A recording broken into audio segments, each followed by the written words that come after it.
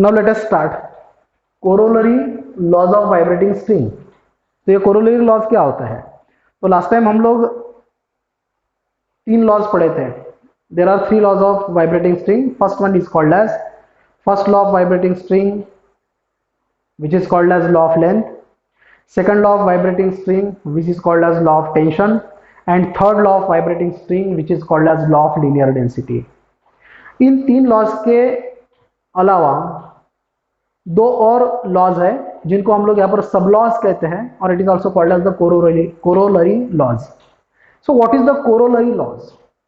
तो हमें यहाँ पर लीनियर डेंसिटी को चेंज करना पड़ेगा। हमने लास्ट टाइम लीनियर डेंसिटी का लॉ पढ़े थे। The fundamental frequency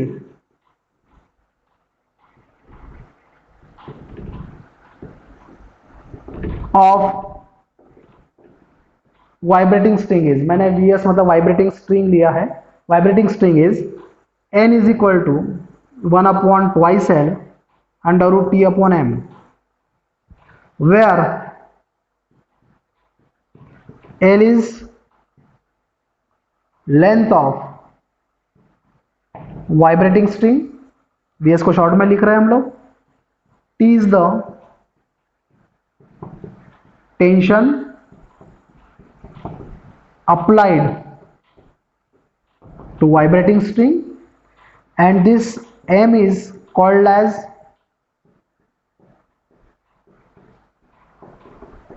linear density of vibrating string. In this case this m, इसको इक्वेशन नंबर 1 दे देते हैं। In this case this m is the mass per unit length.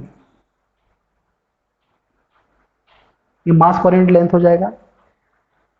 That means this formula becomes m is equal to m upon l। तो यहां पर ये mass किसका होगा? Mass of string. इसको हम लोग सीधा सीधा वाइब्रेटिंग स्ट्रिंग कर देते हैं, and this is length of vibrating string. तो m is equal to small m is equal to capital M upon L। मुझे यहां से स्मॉल m को हटाना है, तब जाकर मुझे कोरोलरी मिलेगा। Now we have the formula for volume density.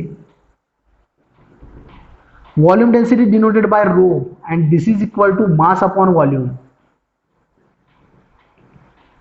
Mass of vibrating string is m, volume is v. So in this case you will get m is equal to rho into v. So what is the v? v is called as volume। और string जो होता है वो cylindrical body है, और cylinder का जो volume होता है वो होता है area into length. It is called as area into length. लेकिन जो एरिया होता है वो किसका होता है? तो ये एरिया ऑफ क्रॉस सेक्शन होता है, and cross section area of the string is circle. तो सर्कल का एरिया होता है pi r square, where r is called as radius of cross section area of string. ये स्ट्रिंग का cross section area का radius हो गया। तो ये जो फॉर्मूला है कैपिटल एम, ये कैपिटल एम आप यहां पर रखो, जिसके कारण ये formula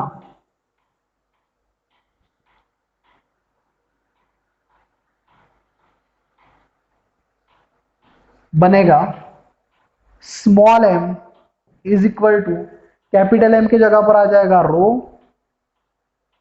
pi r square l divide by, यहां पर l है तो एल कैंसल होगा, and you will get here m is equal to rho pi r square, and this formula small m equal to rho into pi r square substituting in equation number 1। So equation 1 becomes, equation 1 बनेगा n is equal to 1 upon twice L under root t वैसे ही रहेगा, divide में जहां पर small m है उसके जगह पर रो आएगा, पाई आएगा, आर स्क्वायर आएगा। Now this formula can be written as 1 upon twice L under root, इसमें जो आर स्क्वायर है वो स्क्वायर रूट के बाहर आएगा, तो आपको 1 अपॉन आर मिलेगा, टी स्क्वायर रूट के अंदर, रो स्क्वायर रूट के अंदर, पाई स्क्वायर रूट के अंदर। And this is the formula for fundamental frequency of vibrating string in terms of radius and volume density. Now with the help of this formula we can write the corollary of laws of vibrating string. Corollary of law of vibrating string. तो अपने पास दो extra के term आ गए हैं। Last time हमने length के साथ, tension के साथ में और स्मॉल एम के साथ रिलेशन बता दिया था। आज हम लोग रिलेशन बताएंगे रेडियस के साथ और डेंसिटी के साथ, और इसीलिए यहां पर बन जाएगा fourth law.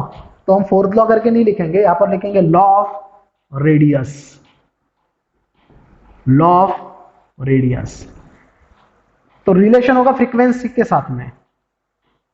The frequency of vibrating string is, relation right side में, रेडियस डिनोमिनेटर में है इसलिए inverse relation is inversely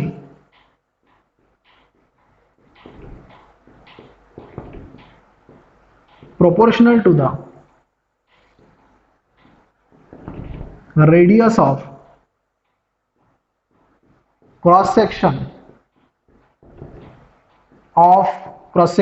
area of vibrating string if, बचे वाले टर्म कौन से, बचे वाले टर्म है यहां पर लेंथ, टेंशन और डेंसिटी। पाए तो न्यूमेरिक वैल्यू है 3.14। If length L, tension T and volume density row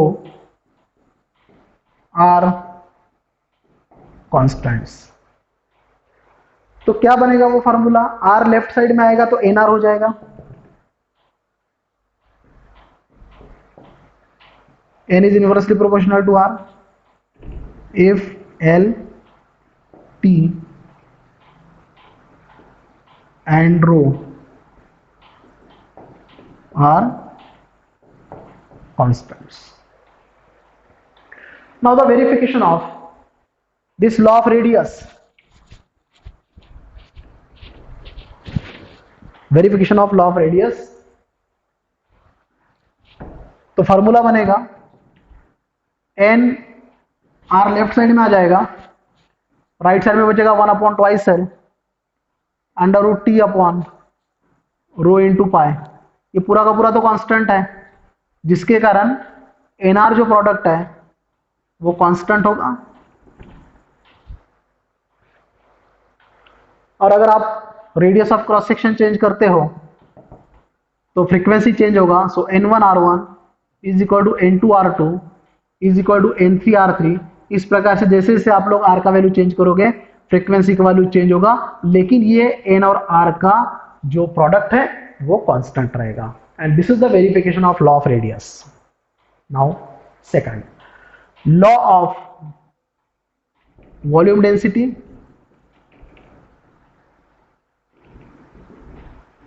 This is the second corollary law.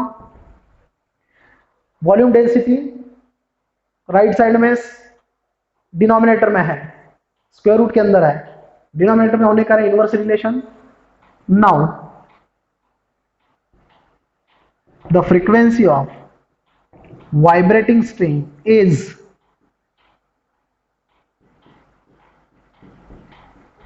Inversely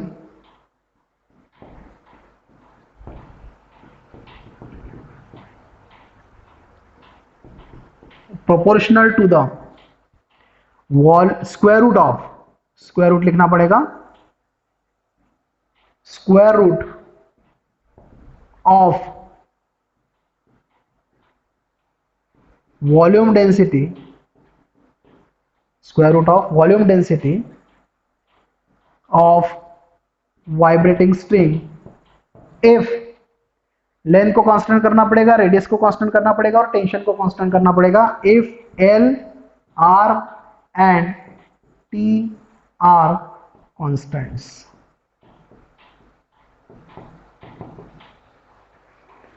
relation बनेगा n is inversely proportional to square root of volume density if L, R and T are constants. So verify this. Verification क्या होगा? तो formula के according n square root of rho shift कर दिया तो n into square root of rho मिल गया। यहां पर मिल रहा है 1/2l multiply with 1/r square root t upon pi, सबके सब कांस्टेंट है। इसका मतलब n into square root of rho, this product is constant. अगर आप वॉल्यूम डेंसिटी चेंज करते हो तो फ्रीक्वेंसी चेंज होगा, तो n1 रूट रो 1, n2 रूट रो 2, n3 रूट रो 3। अगर आप रो के वैल्यू को चेंज करते जाओगे फ्रीक्वेंसी चेंज होता जाएगा और इस प्रकार से इन दोनों का प्रोडक्ट जो है वो कांस्टेंट होगा। And this is the second corollary law of vibrating string. Thank you.